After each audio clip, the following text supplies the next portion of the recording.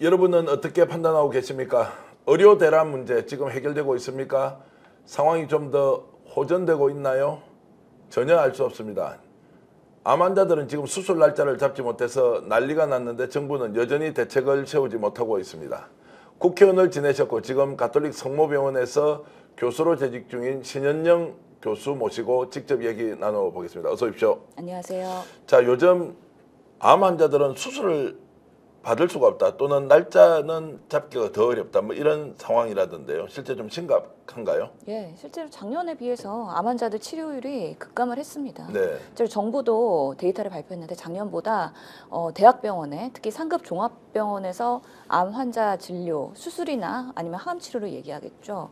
16% 정도 줄었다고 하니까 지금 보면은 거의 뭐 5명 중에 1명 또는 6명 중에 1명은 제대로 된 진료를 못 받고 내가 암이 진단됐는데 예를 들어서 유방암이 진단돼서 의심이 되고 빠르게 수술 치료를 해야 되는데 제대로 된 예약과 진료가 어렵기 때문에 하루하루가 고통의 날들인 것이죠.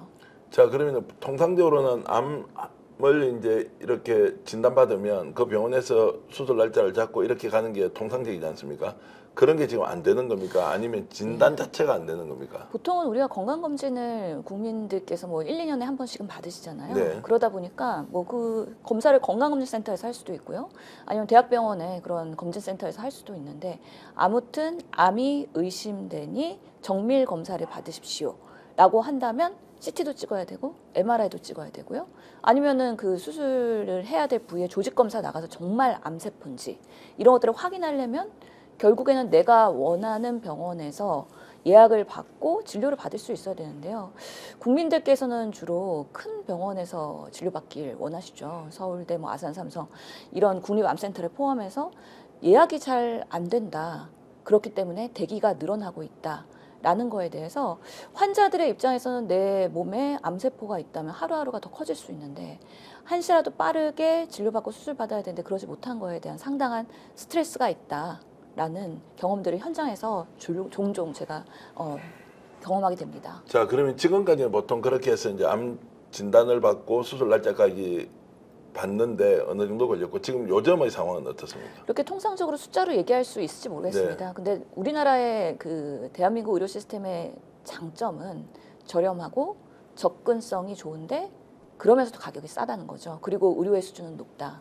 그렇기 때문에 내가 뭔가 의심이 되는 상황에서 큰 병원에서 예약을 잡는다 그러면 대부분 한 달 이내로 예약이 잡혔었죠.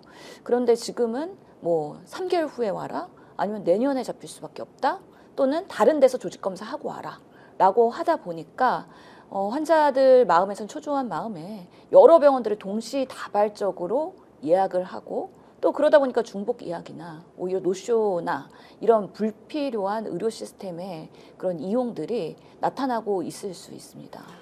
자, 한 대학병원의 경우에는 수술장이 24개 정도가 있는데 현재 환자들은 밀려드는데 실제 가동하는 건 15밖에 되지 않는다. 이건 어떤 의미입니까? 특별히 한 병원의 사례가 아닙니다. 네. 이거는 모든 병원에서 다 수술방 가동이 100%가 되고 있지 않는데요. 그 이유는 아시다시피 올해 2월에 의대 정원 2,000명 발표하고 나서 젊은 의사들 다 빠져나가지 않았습니까? 전공의가 없다는 얘기는 마취과에 전공의도 없거든요.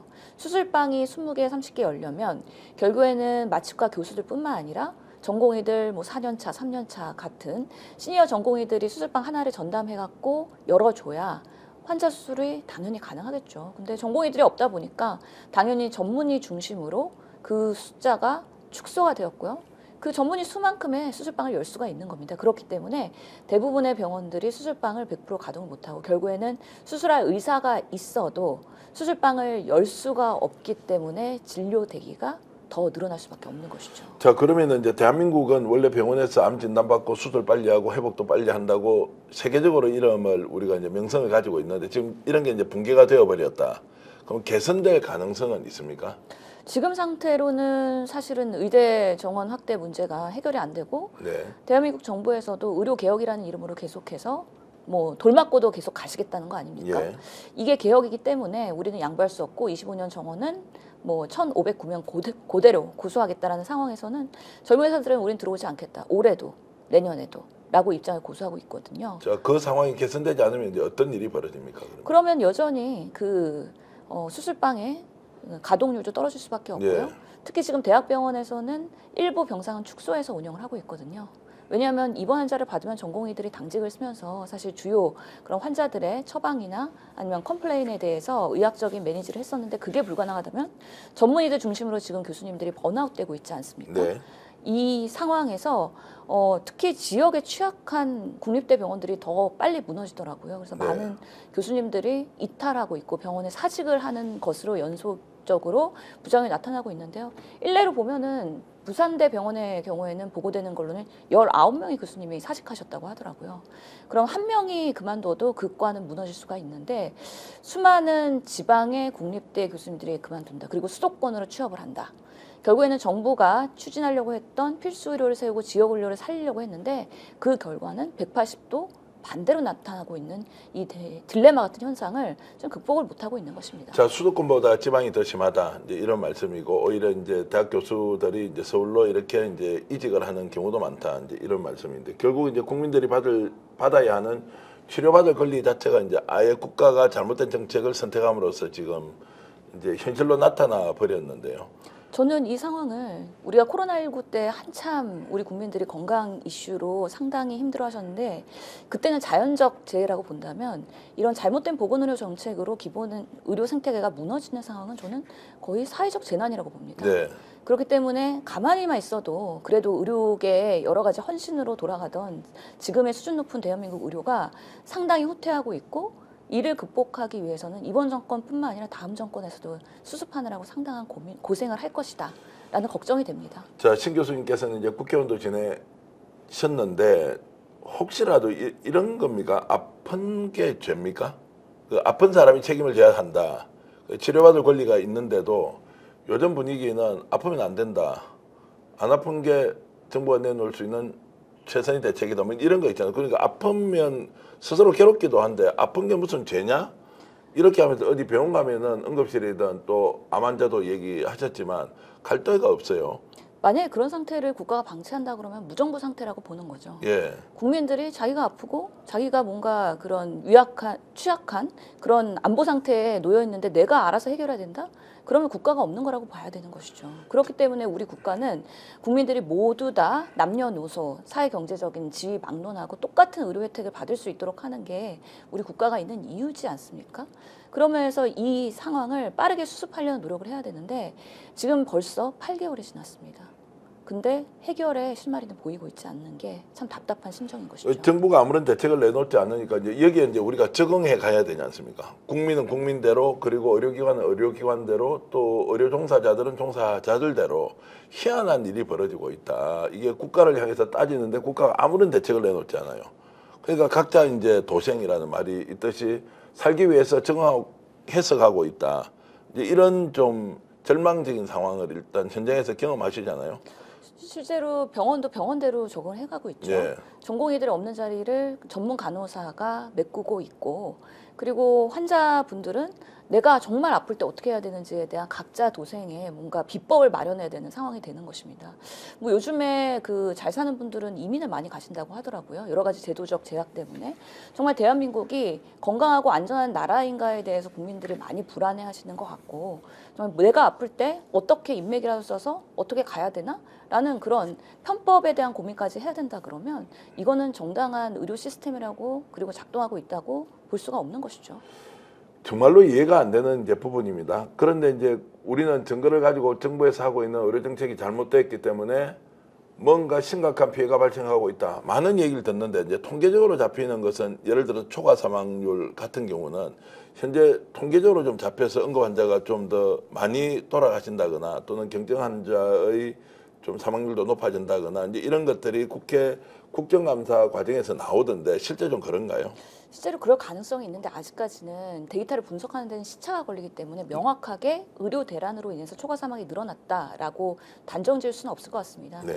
지금 코로나19 시기에 초과 사망률이 늘었다라는 보고들이 이제야 나오기 시작하거든요. 보통은 데이터 나오는데 2, 3년의 시차가 생기기 마련인데요. 그래도 기존에 통계청에서 보고한 그 데이터에 의하면 올해 3월달, 4월달에 국내 사망자가 작년 대비해서 1,000명, 2,000명씩 늘었거든요. 그렇기 때문에 의료 대란이 2월부터 시작됐기 때문에 그 이후에 그런 영향이 있었지 않을까라는 네. 의심을 해볼 수가 있는 것이고요. 한편으로는 5월달과 6월달에는 그 사망자가 줄었습니다. 그런 면에서는 이미 우리 의료 시스템이나 국민들이 적응해가고 있는 것인가라고 생각해볼 수 있는데, 이 또한 고령화 사례로 가고 있기 때문에 노령 환자들이 늘어나면 또 사망률도 늘어날 수 있는 여러 가지 요소들이 있어서 조금 더 객관적인 분석이 필요한 상황인 것이죠. 자, 적응하고 있다는 그 말은 약간 긍정적으로 받아들여야 됩니까? 아니면 어쩔 수 없으니까 살기 위해서 그냥 받아들일 수밖에 없다 이렇게 가는 건가요? 저는 두 가지가 다 복합적으로 예. 있다고 보는 건데요. 적응하지 않으면 병원이 버틸 수가 없기 때문에 어떻게든 유지하기 위해서 의대 교수들이 뭔가 초과 근무를 해가면서도 버티고 있었고, 그리고 전공의들이 없는 부분들을 간호사들이 메꾸고 있었는데, 과연 그것이 합리적으로 지속 가능한 시스템이냐 했을 때는 아주 단발성 있고 조금 있으면 조만간 부러질 만한 그런 네. 극단적인 부분으로 가고 있다는 것이죠. 예를 들어서 국립암센터 같은 경우에는 우리나라의 암 환자를 보는 공공기관의 대표적인 것인데, 작년에 비해서 수술 건수가 20% 줄었어요. 그리고 어쩔 수 없이 공공이기 때문에 이런 상황에서 더 많은 진료를 해야 됨에도 불구하고 국민들한테 호소를 하셨죠. 아, 저희 외래 진료 축소할 수밖에 없습니다. 죄송합니다. 다시 정상화되면 조금 더 늘리겠습니다. 이러면서 공공기관까지도 지금 그 인력의 문제로 인해서 이렇게 모든 진료들을 축소하면서 환자들 딜레이가 되고 있으니까요. 저는 제가 본 환자 중에서도 이런 민원도 있었습니다. 폐암 환자분인데요. 모 유명한 병원에서 진료를 보다가 항암 치료를 받고 재발이 되니까 더 이상 오지 말아라. 네. 우리 병원에서는 치료할 수 있는 방법이 없다.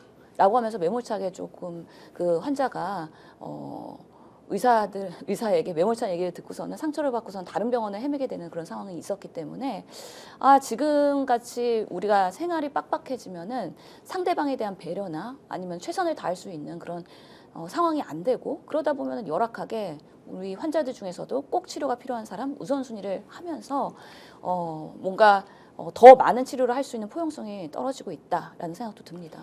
그 말씀 드리니까 좀 충격적이네요. 암이 재발했는데 그 병원에 가니까 더 이상 치료를 해줄 수 없다. 예, 그래서 그럼 어떻게 해야 됩니까? 그 환자는? 우선은 컨디션이 너무 좋기 때문에 어떠한 예전 치료라도 예. 수단과 방법을 다 해보면서 노력해보자라고 했으면 가장 좋았을 텐데요. 네. 아마 큰 병원의 교수님이고 수많은 폐암 환자가 있기 때문에 만약에 이 약을 투여해서 재발이 됐기 때문에 더 이상 투여할 약이 없으니 이 약이 잘 듣는 환자부터 우선순위를 볼 수밖에 없다라는 또 내부의 사정이 있었을 수도 있을 네. 것 같습니다. 그만큼 환자가 몰려오면 우선순위를 가지고서는 진료를 할 수밖에 없기 때문에 우선순위가 아니라고 하는 또 열악 환자들은 더 밀려날 수 있는 또 이런 지금 시스템에서는 되게 어떻게 보면은 사각지대가 더욱더 커질 수 있다는 생각도 듭니다. 사실 요즘 주변에 이제 가족들 중에는 뭐 가까운 가족들 중에 암 환자가 없는 사람이 없지 않습니까? 네. 그러면 이제 이런 걸 직접 나의 일이다, 우리 가족의 일이라고 생각을 하면 정말로 좀 분노하기도 하고 정말 정부가 무책임하다 이런 이제 볼멘 소리를 할 수밖에 없는데, 이런 문제에 대해서 보건복지부나 지금 용산 대통령실은 상황은 인식하고 있습니까? 이게 심각하다는 거는? 상황은 인식하고 있는데 나름의 의료개혁을 여러 가지 대안을 만들면서 해결 중에 있다. 그리고 여야 의정 협의체에 의료계가 들어오면 뭐 해결할 수 있으니 빨리 들어와라 라는 똑같은 앵무새 같은 말만 반복하고 있거든요. 그러면서도 뭔가 소통하려는 의지는 별로 보이지 않고 있다는 것이 답답한 자, 일이죠. 대통령을 비롯한 선출직 집권 여당에 있는 사람은 그렇다 하더라도 제가 이제 보건복지 현장에서 직접 현업으로 활동을 하고 계시니까 보건복지부 공무는 다르지 않습니까? 정권과 관계없이 이 사람들이 이 상황의 심각성을 이해를 하고 있을 것 아니냐. 그러면 뭔가 구체적인 대안을 내놓고, 아니 본질적인 건 아니라고 하더라도 지금 현상마다 드러나는 이 문제를 좀 더 짚고 해결하는 좀 수단들을 강구할 것 같은데, 그런 지금 노력도 안 보입니까?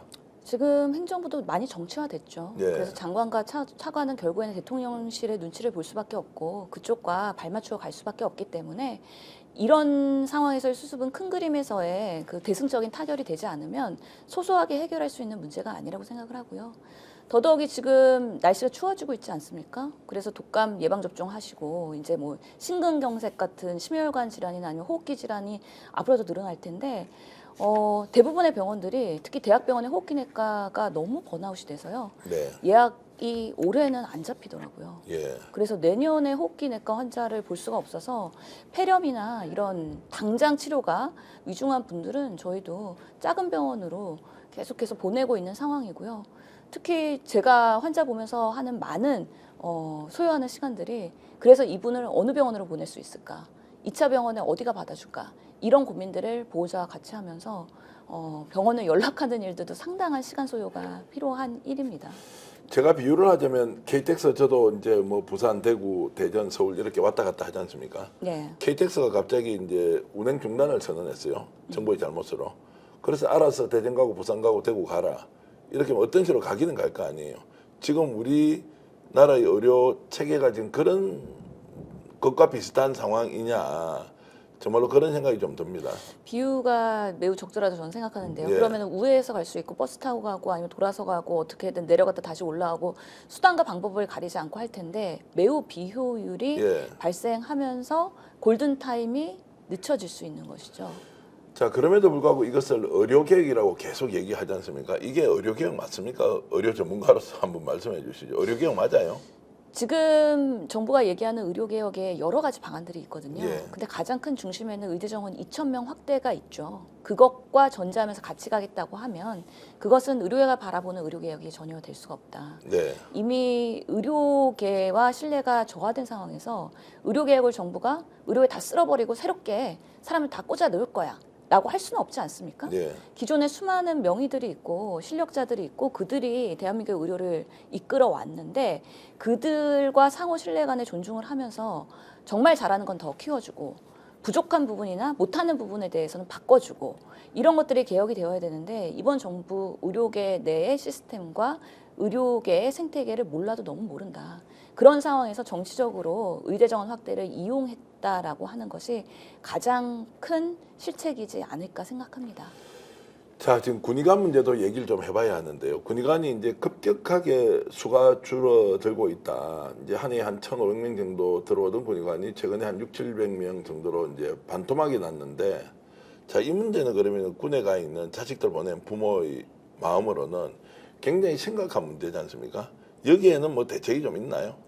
지금 군의관과 공중보건의사 보통은 네. 남자들이 군대 대신에 가는 네. 것이죠. 그러다 보니까 의사들 중에서도 한 해 3,000명이 나와도 여성의 비율이 늘어나고 있기 때문에 자연적으로 군의관과 공보인은 감소할 수밖에 없고 그것이 계속해서 문제가 됐습니다. 네. 근데 그런 문제들을 방치하고 있다가 이번에 의대 졸업생도 줄어들면 내년에 공보위 당연히 안 나올 거고요.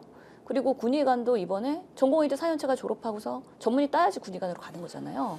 근데 배출되는 전문의가 없다 그러면 당연히 이번 배출될 수 있는 숫자는 매우 급감하고 소수가 될 수밖에 없기 때문에 이런 지역 의료나 군 의료의 취약성에 대한 대안이 지금 없다.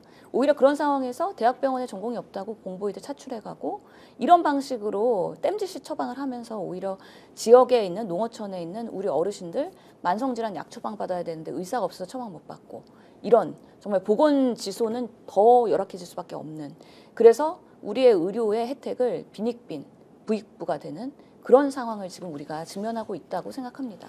현실은 이제 충분히 이해를 하면서도 여전히 이제 국민들은 의료계에 대한 불신들이 있지 않습니까? 좀 이익 집단이다. 또는 이제 이런 정책을 추진할 때 과거에 좀 더 유연하게 대처를 하거나 좀 합의를 했으면 좋았을 텐데 결국 윤석열 정부 잘못 만나가지고 이쪽 저쪽 다 깨지고 있다. 의료계도 좀 책임이 있는 거 아니냐라는 얘기를 하는 부분은 어떻게 보세요?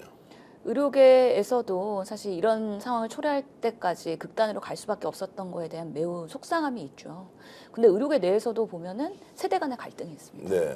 그래서 뭔가 시니어들은 이미 의료계에서의 기득권이라는 좀 시각이 있고 지금 젊은 의사들이 극단적으로 개인 행동이라고 하면서 다 이탈을 한 것에는 우리 의료계 시니어들이 이 상황에서 젊은 세대들의 그런 인력을 남용했고 네. 그동안은 우리에 대한 존중이 없었다는 거에 대한 반감도 분명히 있기 때문에 시니어 의사들은 시니어대로 또 이런 상황에서의 죄책감을 갖고 있고 그래서 더 빠르게 수습해야 된다는 생각을 갖고 있는데 그렇기 때문에 내부에서 갈등을 국민들이 봤을 때는 실질적으로 비판을 할 수밖에 없고요.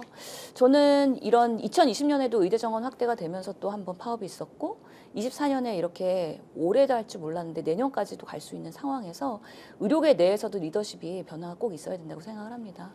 일례로 지금 의사협회나 대한전공의협의회 갈등이 너무 심화돼서 이제는 더 이상 의료계의 대표성을 의사협회가 가져가기에는 정부와의 카운터파트로서의 협상을 하기에는 너무 취약한 상황이 됐거든요. 그럼 어느 순간 이렇게 극단으로 한계가 온 리더십에 대해서도 당연히 다시 리셋해야 되는데, 그럴 때 의료계의 리더들이 국민의 눈높이에 맞는 분들이 다시 서서 국민의 여론을 등에 업고 이 의료개혁에 대한 문제점들을 계속해서 알려나가고 수습해 나가는 게 매우 중요하다고 생각을 합니다. 현장에 계시면서 뭐 정치를 해보셨으니까 이런 갈등을 이제 해결하는 역할도 많이 하셨는데, 자, 대한의사협회와 전공의협의회 있지 않습니까? 누가 더 잘못하는 거예요? 저는 제가 대한전공의협의회 임원이었고 예. 대한의사협회에서 대변인 출신이기 때문에 두 조직을 너무 잘 네. 알고 있습니다. 그렇기 때문에 저는 이 사태에서는 대한전공의협의회의 목소리가 더 커지게 나와야 된다고 합니다. 더 크게 나와야 된다고 생각을 합니다. 네. 의사협회가 지금 상황에서 해결을 하기에는 한계가 있다. 왜냐하면 2020년도에 그 아팠던 사례들이 네. 있거든요. 그 당시에 최대집 의협회장이 이 파업을 마무리하기 위해서 사실 민주당이랑 합의를 했는데 젊은 의사들이 졸속 합의다라고 하면서 상당한 비판을 했고, 그때 이것을 제대로 막지 못한 대한전공의협의회 회장은 지도부 총사퇴를 했습니다. 그래서 왜 젊은 의사들이 문제 제기한 이 파업의 이슈를 어른들이, 특히 의사협회 지도부가 본인들이 알아서 해결하겠다고 이렇게 졸속 합의를 했느냐에 대한 비판 때문에 이번 2024년은 젊은 의사들이 절대 의사협회를 신뢰하고 있지 않거든요. 네. 그렇다면 이 상황에서 의료계가 한 목소리를 내기 위해서는 당연히 의사협회가 젊은 의사들의 목소리, 그리고 그들을 앞세우고 또 권한과 책임을 주면서 수습하기 위한 공동의 노력을 했어야 되는데 그런 것들이 별로 없었다.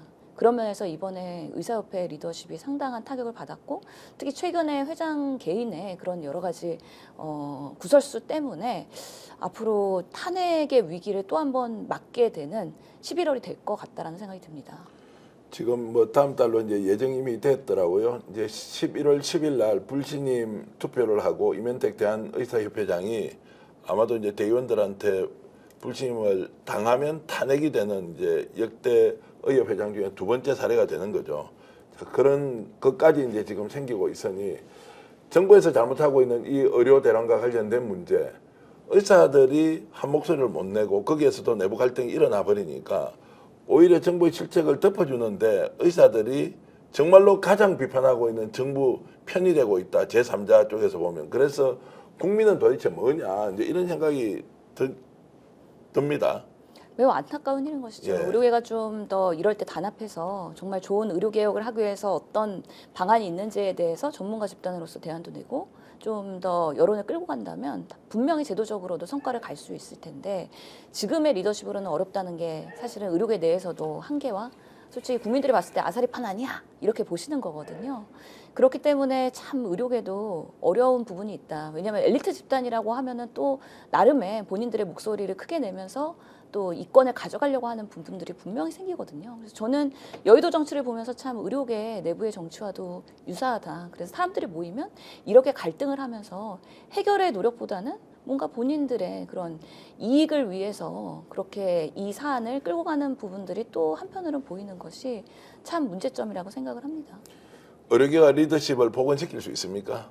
냉정하게 보면 어떻습니까? 좀 시간이 걸릴 것 같습니다. 시간이 걸린다. 예. 그러면은 결국 정부가 지금 의료개혁이라는 이름으로 밀어붙이는 이 방식대로 그냥 끌려가다가 국민은 그 최악의 상황에 적응하는 수밖에 없고, 또 더 많은 사람들이 치료를 받을 권리를 이제 확보하지 못하고 그냥 세상을 떠나는 이 악순환이 계속되는데, 의료계라도 리더십을 가지고 나와서 국민들에게 뭔가 새로운 대안을 내고 설득시키고 이렇게 해야 되는 거 아닌가요? 저는 그래서 차라리 위기가 있을 때는 젊은 의사들이 선봉에 서서 네. 본인들이 리더십을 발휘하는 것도 하나의 대안이라고 생각을 하거든요. 이미 선배 의사들에 대한 기대 그리고 희망이 많이 접어진 상태에서 이제는 젊은 의사들이 그러면 우리가 원하는 대한민국의 미래 의료의 모습이 어떤 것인지 권한을 줄 테니까 너희들이 한번 설계해봐라 라고 정부와 함께 다시 한번 신뢰를 가질 수 있는 계기가 됐으면 좋겠다는 생각이 드는데요. 제가 생각하는 정치, 의료계의 정치에서도 그런 이변이 일어나기는 쉽지가 않았다. 그리고 우리 알고 있는 윤석열 정권도 그런 의료계에 임파워먼트하는 뭔가 권한 네. 위임을 할 수 있는 자세는 아니지 않습니까? 젊은 사람들에게 좀 넘겨주자고 하는 것은 전공의 협의회를 이제 얘기하시는 거죠. 저는 전공의 협의가 될 수도 있고 네. 의대생 모임이 될 수도 있고 네. 아니면 전공의를 갓 졸업한 젊은 전문의 모임이 될 수도 있다고 생각을 하는데요.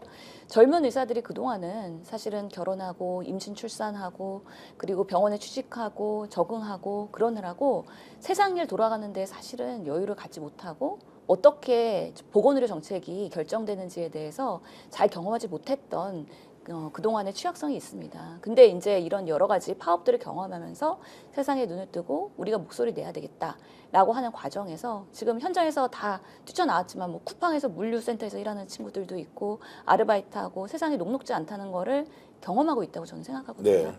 국민의 눈높이에서 그리고 의사가 아닌 다른 집단의 시각에서 지금 의료 사태를 열심히 귀 기울이고 본인들이 성숙한 시각으로 이 의료계 어떻게 해결할지에 대한 고민을 하는 그런 기회들이 많이 마련된다면 그들도 지금은 뭐 모래알처럼 이렇게 흩어져 있지만 언젠가는 그래도 우리가 이렇게 마냥 이탈만 하고서는 해결되지 않을 거 아니냐.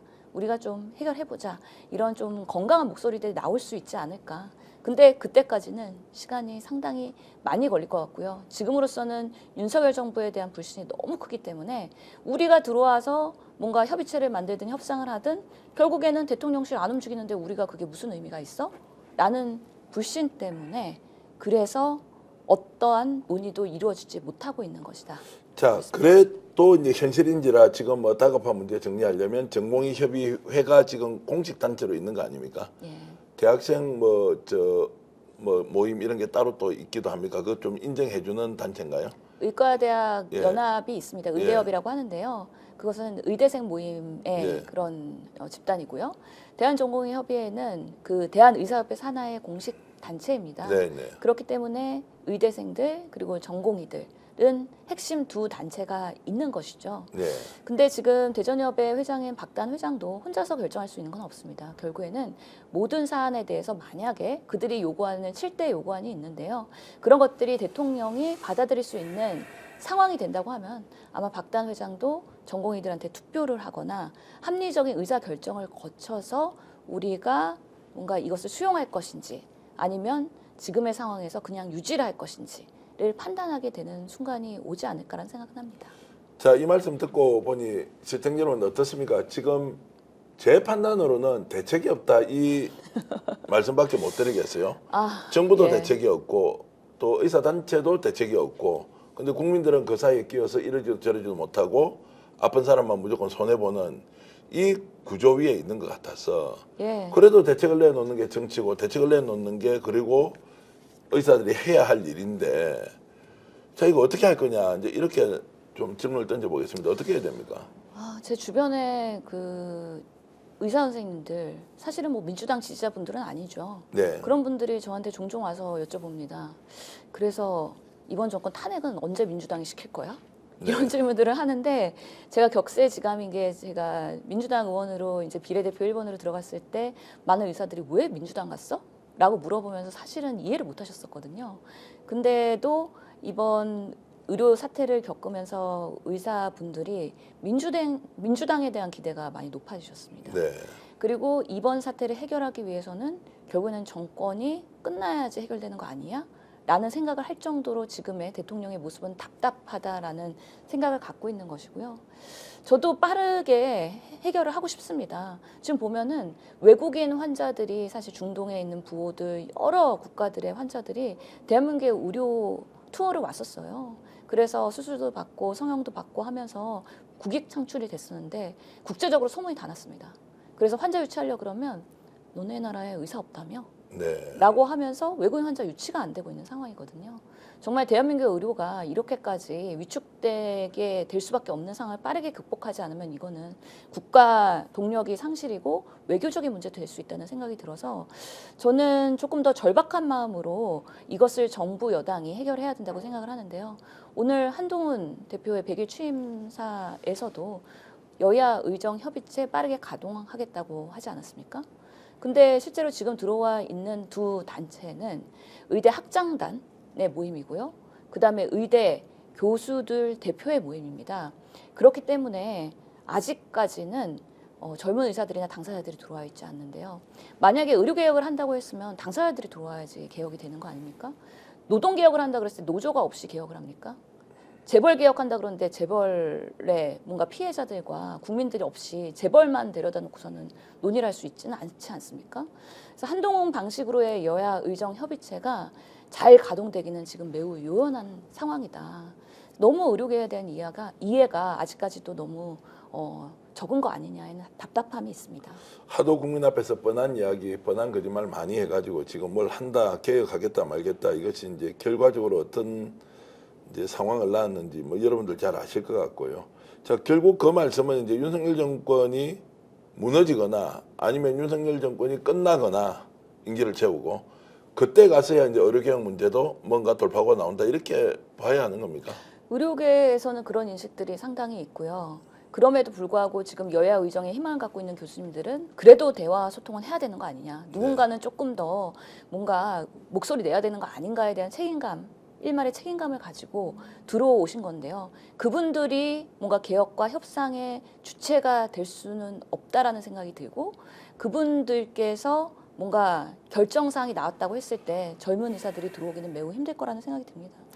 자, 예. 예, 무능하고 무책임하고 그리고 대책 없이 지금 막 시간만 보내고 있는 정부를 상대로 정말로 누군가 나서서 해야 하는데 하더라도 한계가 이제 생길 수밖에 없는 것이다. 그러면 국민들은 이제 이런 의료 환경에 적응하는 수밖에 없는데 오늘 방송 나오셨으니까 지금 국민들에게 자 이런 상황에 여러분들 이렇게 살아가야 합니다.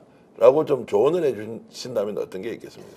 사실은 응급실 뺑뺑이 문제가 더 심각해지면서 추석 때가 고비였습니다. 그래서 많은 언론에서도 추석 때 응급실 뺑뺑이로 적정 진료 못 받는 사람들이 나오는 거 아니야로 상당한 그 취재 경쟁이 붙었었는데요. 네. 그때 추석 기간에 제가 모 의원님한테 전화를 받았어요. 나 아파서 누워 있고 열이 펄펄 나는데 병원 가면 안 되겠지? 그래서 아니 의원님 아프면 당연히 고열이 나는데 병원 가셔서 주사라도 맞고 원인을 확인해 보셔야죠. 응급실 가셔야 됩니다라고 얘기했는데 나라도 가지 말아야 되지 않을까라고 생각하는데 정말 꼭 치료를 받아야 되는 환자들이 응급실 이용을 못하고 암 환자들이 빠르게 진료받지 못하는 지금의 상황은 너무 서글프다라고 네. 해서 꼭 이런 부분은 해결을 해줬으면 좋겠는데 저는 그래서 제가 의료계에 돌아가서 지금 하고 있는 것이 제가 직접 치료를 하지 못하더라도 이 환자분들이 저한테 왔을 때는 어떤 적정 진료를 받을 수 있고 최소한의 응급조치를 받을 수 있을지에 대해서 노력을 하면서 또 필요한 여러 과들과의 협조를 연결해주는 역할을 하고 있거든요. 그 때문에 국민들께서는 아플 때는 그래도 병원에 오셔라. 이런 상황에서도 꼭 진료받을 수 있는 대안은 마련해 드리는 게 최소한의 우리 의료진들의 그런 성정이라는 말씀 드리고 싶고 다만 불필요하게 의료를 이용하는 거는 뭐 이미 국민들도 알고 계시기 때문에 내가 이 정도의 증상이라면 꼭 대학병원에 가야 되는가에 대해서는 아마 그런 부분은 또 저희가 정리를 해드릴 수 있는 여러 가지 트리아제 시스템이 있습니다. 비대면 진료가 될 수도 있고요. 아니면 응급실에서도 저희가 걸러드릴 수가 있고요. 아니면 큰 병원에 오셨어도 이거는 저희가 초진은 해드리지만 그래도 재진부터는 2차 병원이나 개인 병원 가셔도 됩니다. 라고 연결해 드릴 수가 있습니다. 그래서 너무 아픈 병 골마서 나중에 정말 건강에 위해가 되지 않도록 하는 노력을 같이 해야 되겠다는 생각이 들고요.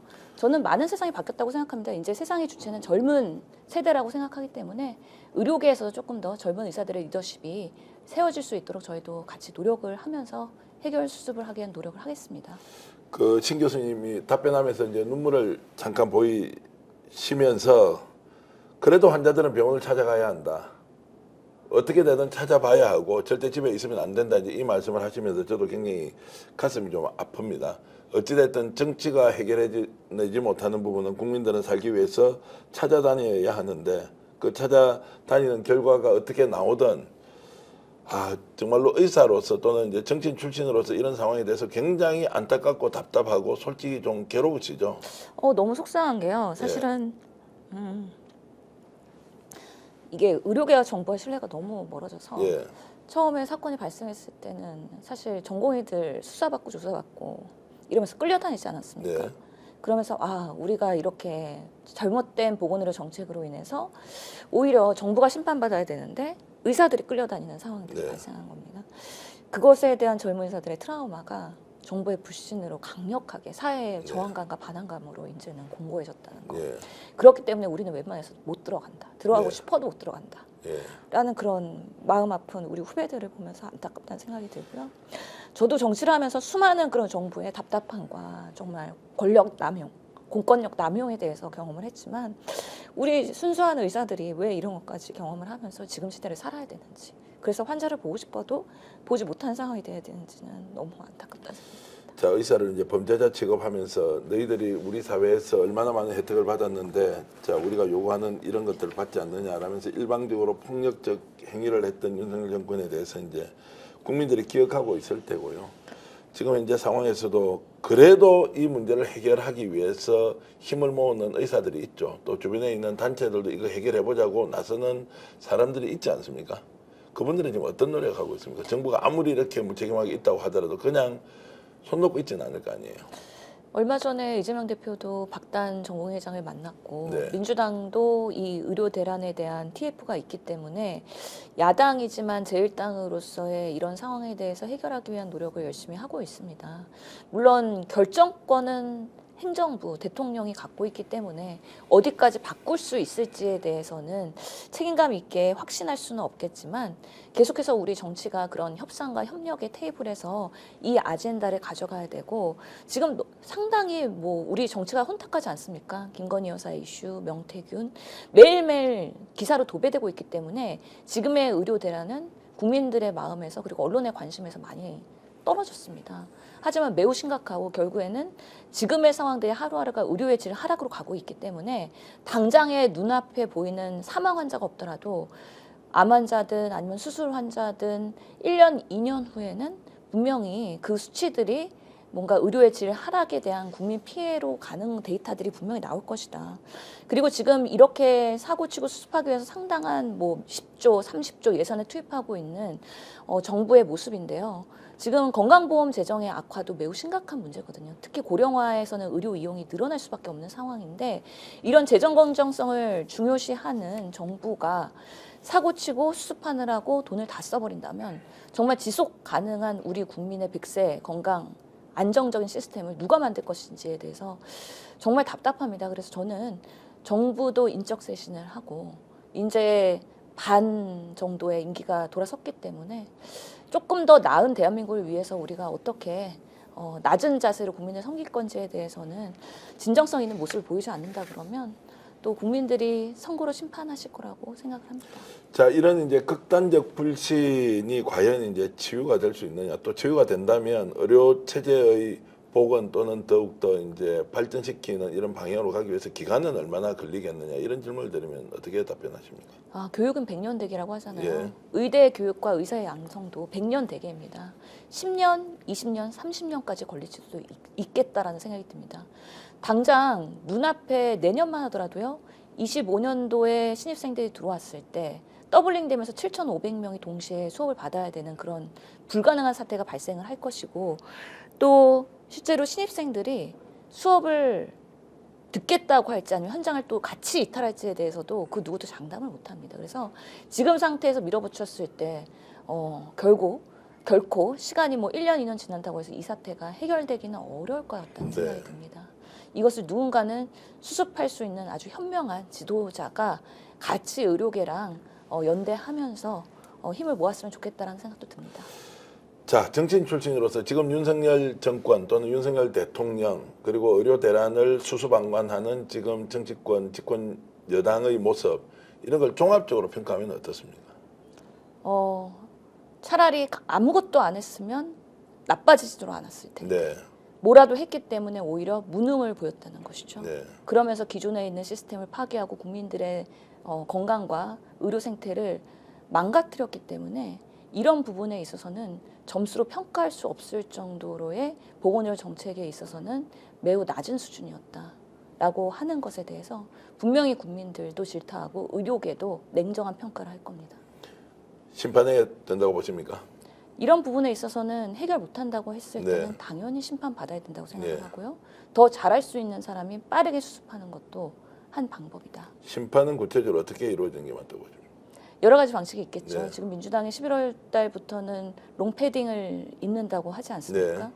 국민들의 마음이 우리가 박근혜 대통령을 탄핵하고 나서 아마 탄핵이라는 게 쉬운 일이 아니구나.